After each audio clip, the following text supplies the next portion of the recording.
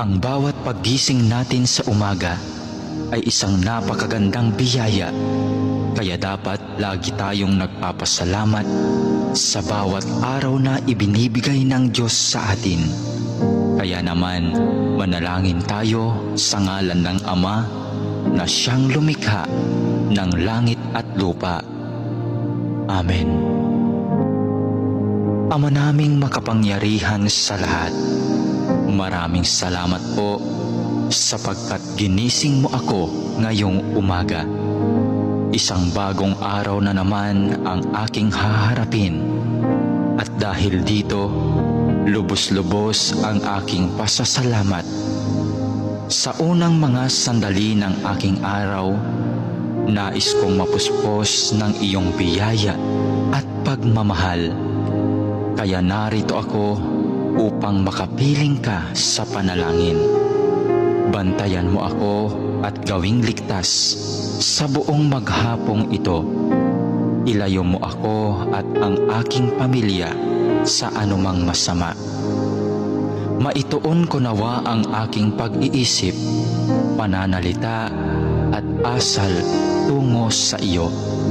Nawa maging kalugod-lugod sa iyo ang lahat ng aking gagawin sa araw na ito.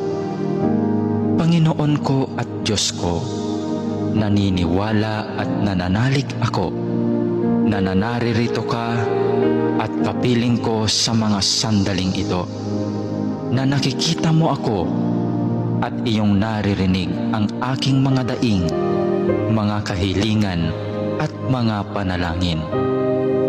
Kaya naman, Panginoon, ngayong umaga, sa iyong presensya at pagdamay mo ako kumakapit upang maharap ko ng may katatagan at katapangan ang araw na itong ibinigay mo sa akin.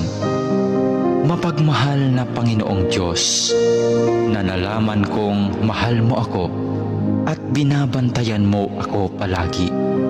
Sa oras man ng kasiyahan at lalong-lalo na sa panahon ng kagipitan at pagsubok. Tulungan mo akong huwag makalimot sa katotohanan ito. Maraming salamat po sa biyaya mong pag-ibig at pag-iingat na hindi mo ipinagkait sa akin, sa kabila ng lahat ng kasalanan at pagkukulang ko. Puno ng pag-asa akong magpapatuloy sa araw na ito sa aking mga dapat gawin dahil na rin sa iyong pagtulong.